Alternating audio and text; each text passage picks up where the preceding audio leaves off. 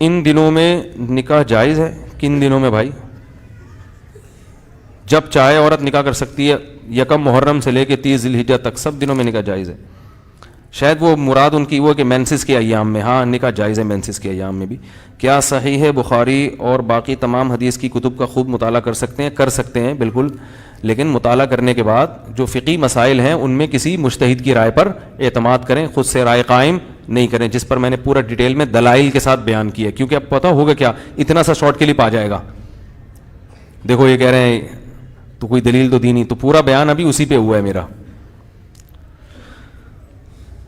میری اہلیہ کو عوام جو ہے نا، ریاض الصالحین جو عوام کے لیے علماء نے لکھی ہے، علامہ نووی رحمہ اللہ تعالی شافعی جو 7ویں صدی ہجری یا 8ویں صدی ہجری کے بہت بڑے عالم ہیں، انہوں نے ریاض الصالحین لکھی ہے، صحیح احادیث ہیں فضائل کی، وہ پڑھا کریں، اس کی اردو بھی ملتی ہے، وہ اخلاق درست کریں اپنے فقہی مسائل، یہ مدارس کا کام ہے، دینی مدارس، فقہا، علماء، یہ ان کا کام ہے، جس پر میں ڈیٹیل میں قرآن و سنت کی روشنی میں بیان کر چکا ہوں۔ پھر مجھے پتہ ہے اتنا سا نکال کے کلپ لگا دیں گے وہ، تو گھروں میں اس کی تعلیم کریں، ریاض الصالحین کی اردو، ریاض الصالحین جو ہے نا اس کا ترجمہ ملتا ہے، اس میں ہے کہ ماں باپ کے کیا حقوق ہیں، بیوی بچوں کے کیا حقوق ہیں، رشتہ داروں کے کیا حقوق ہیں، پڑوسیوں سے کیسے پیش آنا ہے، نماز کی فضیلت کیا ہے، درود شریف کی فضیلت کیا ہے۔ سمجھ میں آ رہی ہے بات؟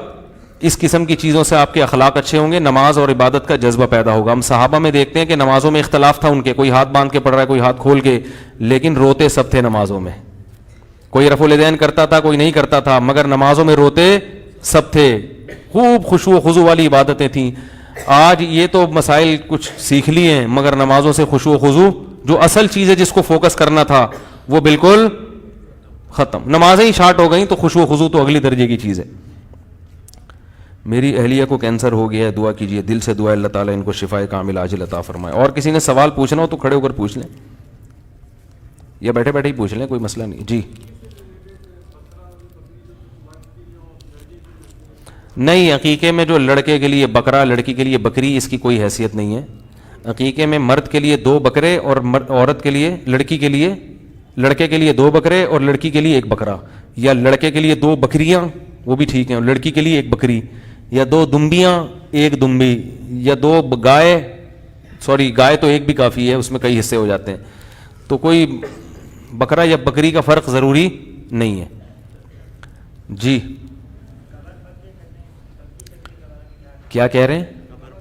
قبر پکی کرنا جائز نہیں ہے۔ رسول اللہ صلی اللہ علیہ وسلم کی صحیح حدیث ہے، نہا رسول اللہ صلی اللہ علیہ وسلم عن تجسیس القبور، آپ نے قبر کو پکا کرنے سے منع کیا، قبر کچی ہی رہنے دیں۔ تختی لگانا ایک روایت میں ممانعت ہے قبر پہ لکھنے کی، اور ایک روایت میں نام لکھنے کی گنجائش ہے، یعنی نشانی لگانے کی گنجائش ہے۔ دونوں قسم کی روایتیں، تو احتیاط تو یہ کہ کچھ بھی نہ لکھیں، اور اگر گنجائش سے فائدہ اٹھا سکتے ہیں تو نشانی میں نام بھی داخل ہے، وہ لکھ دیا جائے۔ جھینگے کا، عقیقے کا کیوں نہیں کھا سکتے؟ عقیقے کا گوشت کا وہی حکم ہے جو قربانی کے گوشت کا، پورا خود ہی کھا لیں بے شک، یا پورا مجھے کھلا دیں تو بھی ٹھیک ہے، پہلے سوچ رہا تھا کس کو کھلاؤں میں۔ جی مرحومین کے لیے قرآن خوانی تو جائز نہیں ہے، قرآن کی تلاوت کر کے ثواب پہنچانا جائز ہے، کیونکہ جو نفلی عبادات ہیں ان میں اجتماع جائز نہیں ہے۔ اس کے دلائل قرآن خوانی کیوں ناجائز ہے اور ایصال ثواب کیوں جائز ہے، یہ میں کسی اور بیان میں اس کے دلائل دے چکا ہوں، ورنہ کلپ آ جائے گا کہ قرآن و سنت کی روشنی کے بغیر پھینک رہے ہیں جواب، ٹھیک ہے۔ جھینگے سے متعلق پوری ڈیٹیل میں بیان کر چکا ہوں میں۔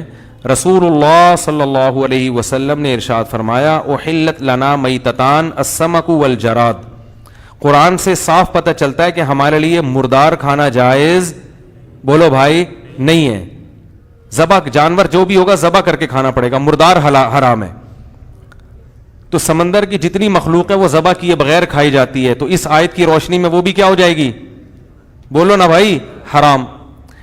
لیکن حدیث سے پتہ چلتا ہے 2 مردار اللہ نے حلال کر دی ہیں، ایک مچھلی اور ایک ٹڈی، تو اس سے پتہ چلا 2 مردار تو حلال ہو گئے، مچھلی اور ٹڈی، باقی سب اپنی اصل پہ ہیں، یعنی وہ ناجائز ہی رہیں گے۔ اور یہ جو قرآن میں آتا ہے احل لکم الصید البحری، تمہارے لیے سمندر کا شکار حلال ہے، تو اس سے مراد ہر قسم کا شکار نہیں ہے، کیونکہ جس کانٹیکٹ میں یہ آیت پیش کی گئی ہے اس میں یہ ہے کہ تم جب حالت احرام میں ہوگے تو خشکی کا شکار حرام رہے گا اور سمندر کا تمہارے لیے بولو بھائی حلال. تو اس میں یہ بتایا ہی نہیں جا رہا کہ کون کون سی چیزیں حلال ہو, تو احرام کی پابندیوں کا ذکر بتایا جا رہا ہے اس آیت میں. نہیں آئی میرا خیال ہے بات سمجھ میں. تو اس لیے سمندر میں جو مچھلی ہے, مچھلی اس کے بارے میں حدیث ہے کہ آپ صلی اللہ علیہ وسلم نے فرمایا کہ ہمارے لیے 2 مردار حلال ہیں, 2 مردار, ایک مچھلی اور ایک ٹڈی. پتہ چلا باقی مردار اپنی اصل پہلے جو قرآن میں جن کا ہے کہ ہر قسم کا مردار حلال ہے. ایک دلیل تو یہ. دوسری دلیل یہ ہے کہ رسول اللہ صلی اللہ علیہ وسلم اور صحابہ اور تابعین, حالانکہ عرب ایک جزیرہ ہے, 3 طرف سے سمندر میں ڈھکا ہوا ہے, تو ان کے پاس تو بہت زیادہ, جو آپ دیکھیں بنگلہ دیش سمندر میں ڈھکا ہوا ہے نا, تو بہت زیادہ سمندری مخلوق کھائی جاتی ہے وہاں پہ. تو جو انڈونیشیا وہاں سمندری مخلوق بہت. تو صحابہ کرام جو عرب میں رہتے تھے وہاں بھی 3 طرف کیا ہے, سمندر ہے. لیکن ہم دیکھتے ہیں کسی ایک ضعیف روایت میں بھی نہیں ملتا کہ کسی صحابی نے یا رسول اللہ صلی اللہ علیہ وسلم نے یا کسی تابعی نے, کوئی ثقہ تابعی ہیں, مچھلی کے علاوہ کوئی چیز کھائی ہو انہوں نے. تو اگر یہ مچھلی کے علاوہ مخلوق حلال ہوتی تو صحابہ کرام جھینگے بھی کھاتے, کیکڑے بھی کھاتے, اور جو کچھ سمندر سے نکل رہا ہے وافر مقدار میں کھاتے. ہم دیکھتے ہیں کسی صحابی سے نہ کیکڑا کھانا ثابت, نہ جھینگا, نہ کوئی اور مخلوق مچھلی کے علاوہ. فش کھائی ہے مچھلی, چاہے بڑی ہو چاہے چھوٹی ہو.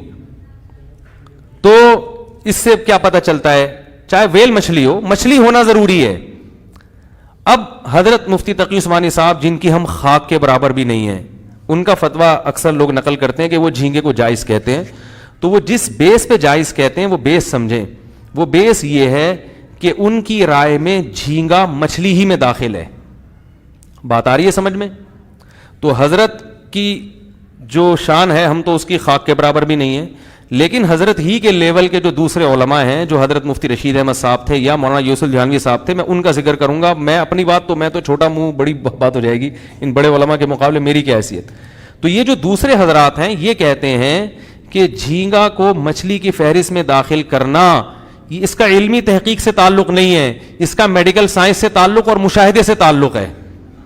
یعنی عرف سے تعلق ہوگا یا میڈیکل سائنس, جھینگا فش میں ہے یا نہیں ہے. تو میڈیکل سائنس یہ کہتی ہے کہ گدھے کو انسان کہہ دینا اتنا عقل سے بعید نہیں ہے جتنا میڈیکلی جھینگے کو مچھلی کہہ دینا. یہ میڈیکل سائنس کی روح سے بالکل عقل سے, یعنی ان کی روح سے بالکل بعید. وہ کہتے ہیں کہ گدھے کے پھر بھی بہت سے اعضاء انسان کے مشابہ ہیں, جبکہ جھینگا کسی بھی ایک بھی چیز میں مچھلی کے مشابہ نہیں ہے, سوائے اس کے کہ وہ بھی پانی میں یہ بھی پانی میں. اس کے علاوہ کوئی چیز جھینگے کی مچھلی سے نہیں ملتی. تو میڈیکلی اگر آپ عرف کو دیکھیں, بعض لوگ کہتے ہیں نہیں عرف میں اس کو مچھلی کہا جاتا ہے. عرف میں اس کو مچھلی کہا جائے گا مگر سمجھا نہیں جاتا. اس عرف کی وجہ سے ایک چیز کو دوسری چیز میں داخل کیا جاتا ہے, جس عرف کی وجہ سے سمجھا بھی جائے. کہنے کی بات ہے تو سمندری گھوڑا بھی ہے, اس کو گھوڑا کہا جاتا ہے, تو کیا اس پہ گھوڑے کے احکام جاری ہوں گے؟ ایک سمندر میں مخلوق ہے جس کو سمندری گھوڑا کہا جاتا ہے, حالانکہ وہ ویسے ہی کہہ دیا, اس کو تھوڑی سی بھی مشابہت. تو جھینگے کو مچھلی محض اس مشابہت میں کہہ دیا کہ وہ بھی کس میں رہتی ہے, پانی میں. لیکن مچھلی عرف میں لوگ اس کو سمجھتے نہیں ہیں. اس کی دلیل کیا ہے؟ آپ کسی سے کہیں کہ مچھلی لے کر آؤ, کبھی بھی جھینگا اٹھا کے نہیں لائے گا وہ. اگر کوئی قسم اٹھا لے کہ اللہ کی قسم میں مچھلی نہیں کھاؤں گا, تو جھینگا کھانے سے اس کی قسم نہیں ٹوٹے گی. لوگ کہیں گے اس نے قسم نہیں توڑی, اس نے تو کہا تھا مچھلی نہیں کھاؤں گا. بات میں سمجھا پا رہا ہوں؟ تو عرف میں بھی اس کو فش مچھلی نہیں کہا جاتا, اور میڈیکلی بھی اس کو مچھلی نہیں کہا جاتا.